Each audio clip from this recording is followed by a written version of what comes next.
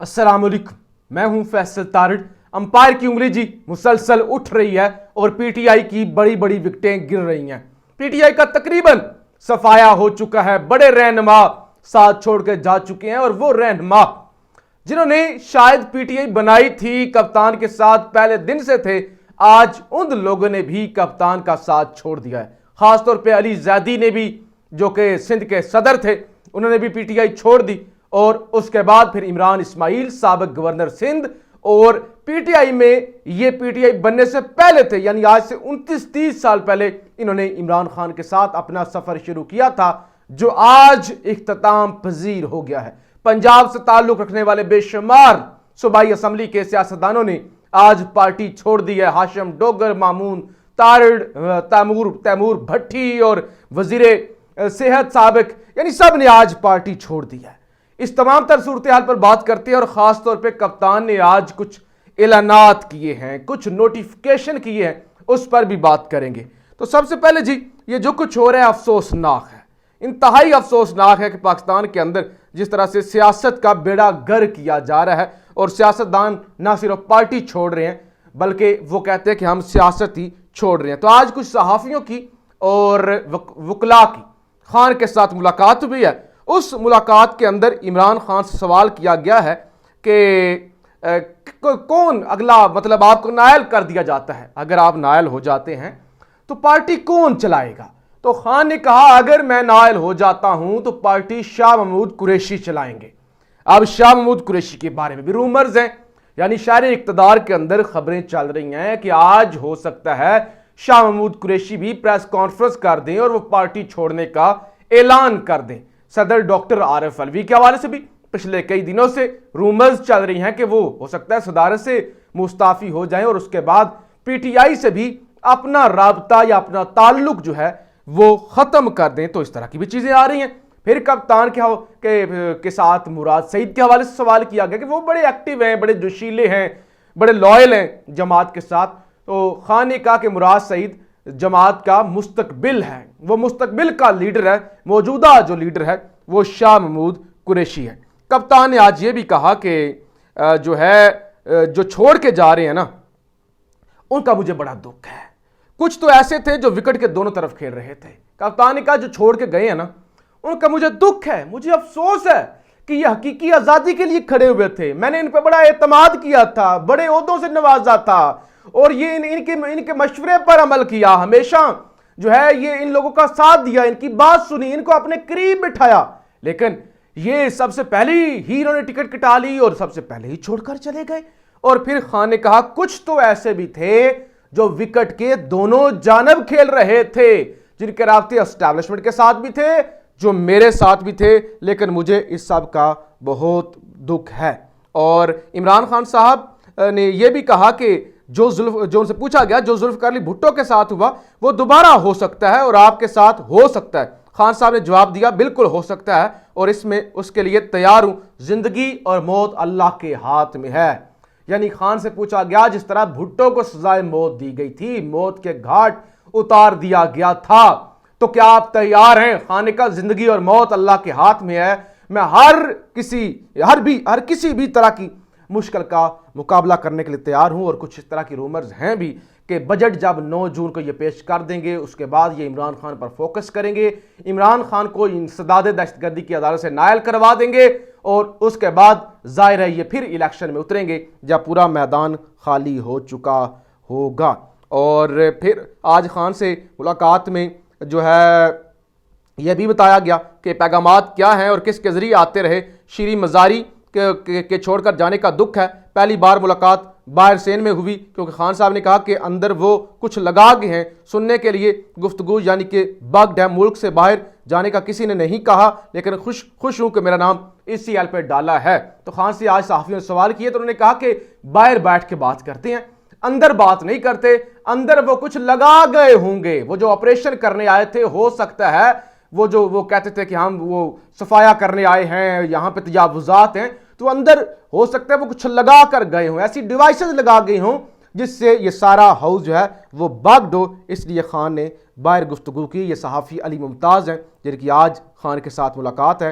वो कहते हैं, मैंने पूछा कि अगर आपको नायल कर दिया गया तो पार्टी को कौन लीड करेगा? खान साहब ने जवाब दिया, शाह महमूद कुरैशी हैं। जिस पे मैंने मजीद मुराद सईद का नाम लिया तो खान साहब ने कहा वो मुस्तकबिल का लीडर है।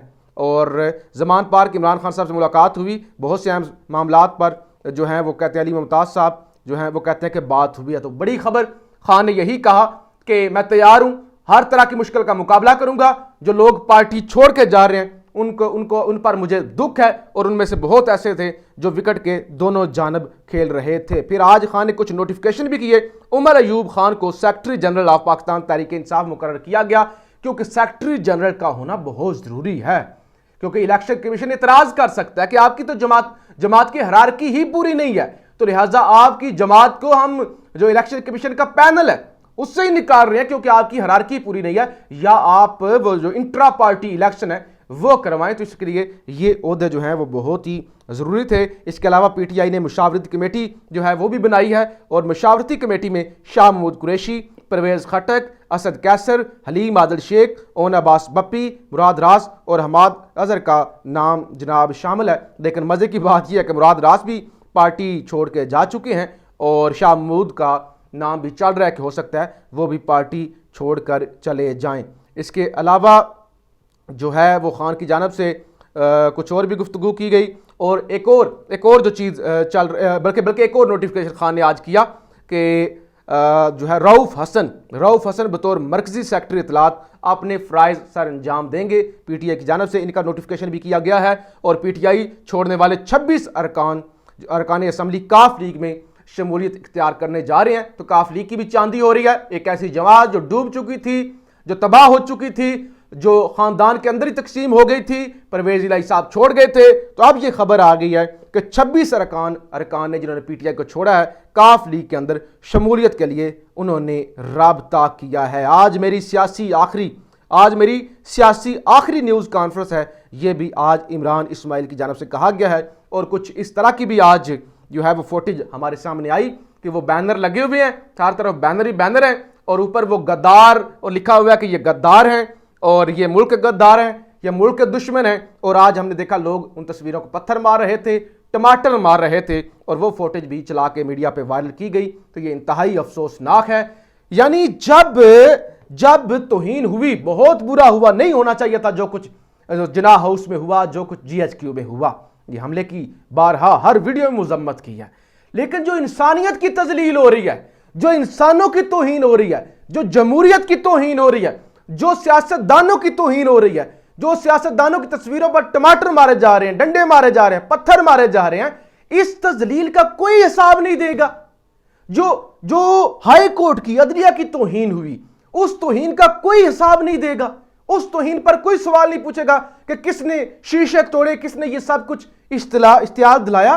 कोई ये सवाल नहीं पूछेगा कि सुप्रीम कोर्ट के फैसले पर अमल नहीं हो रहा। कोई ये सवाल नहीं पूछेगा पंजाब और KPK की असेंबली डिसॉल्व हो चुकी, 90 दिन में इलेक्शन होना था, उसका क्या बना। यानी उस तौहीन का कोई मामला नहीं है, इंसानियत की तौहीन का कोई मामला नहीं है।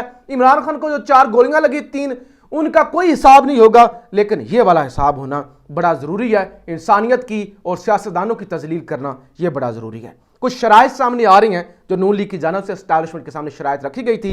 हबीब अकरम ये दावा करते हैं, वो कहते हैं कि शराइत मुस्लिम लीग नून की तरफ से रखी गई थी कि इमरान खान कैद भी हूँ, नायल भी हूँ, और पार्टी तितर बितर हो चुकी हो, तो ऐसी सूरत में इलेक्शन जीत सकते हैं।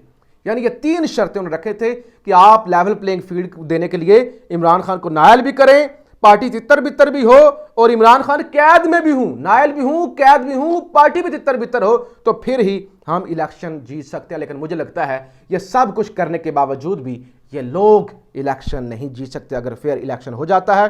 कर्नल रिटायर्ड हाशिम डोगर और सियालकोट से साबिक वजीर चौधरी इखलाक, झंग से राय तैमूर भट्टी, साबिक MP मामून तारड़, साबिक MNA मनसब डोगर, भावलपुर से साबिक MPA समीउल्लाह चौधरी, इन्होंने भी आज PTI को जो है वो खैर आबाद कह दिया है।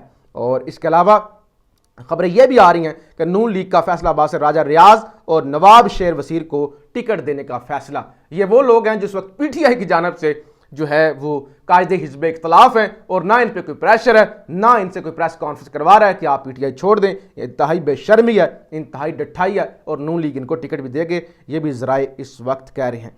अमीर अब्बास सीनियर सहाफ़ी हैं, कहते हैं कि पीटीआई के रहनुमाओं को शरपसंद कहा गया, फौजी तनसीबात पर हमला करने वाले को दहशतगर्द कहा गया, अरबों रुपए के इश्तिहार चले, इन्हें टीटीपी तक से मिला दिया गया, फिर इसी जुर्म में इन्हें गिरफ्तार किया गया। इनके खिलाफ फौजी अदालतों में मुकदमात चलने थे, लेकिन जो इमरान खान को छोड़ता गया रिहा होता गया। इसका मतलब यह है कि इनका जुर्म दहशतगर्दी नहीं बल्कि इमरान खान के साथ खड़ा होना था। जो इमरान खान को छोड़ गया गोया उसने गंगा स्नान कर लिया, यानी जो भी इमरान खान को छोड़ गया वो दूध का धुला है।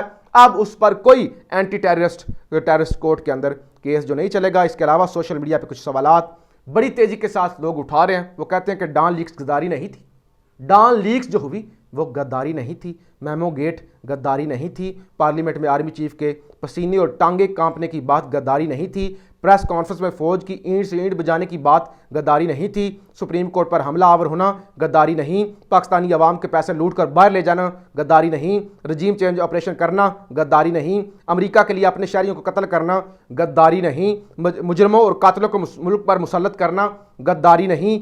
और जो है अगर आप इसके मुकाबले में एब्सोल्युटली नॉट कहते हैं तो आप गद्दार हैं, अगर आप अमन की बात करते हैं तो आप गद्दार हैं, अगर आप पाकिस्तान को तरक्की याफ्ता देखना चाहते हैं तो आप गद्दार हैं, अगर आप मुल्क के उस लीडर का साथ दे रहे हैं जिसने मुल्क को इस दलदल से निकालना है, जिसका जीना मरना मालो दौलत पाकिस्तान में है, तो आप गद्दार हैं। अगर आप उस सहाफ़ी को सुनते हैं जो पाकिस्तान जिंदाबाद कहता है तो भी आप गद्दार हैं। तो लोग जनाब सवाल पूछ रहे हैं और लोग तो सवाल पूछेंगे क्योंकि 22 करोड़ 24 करोड़ लोग इस वक्त सवाल बने हुए हैं, उनके चेहरे सवाल बने हुए हैं, उनके माथों पर सवाल लिखा हुआ है कि ये मुल्क के अंदर क्या तमाशा लगा हुआ है।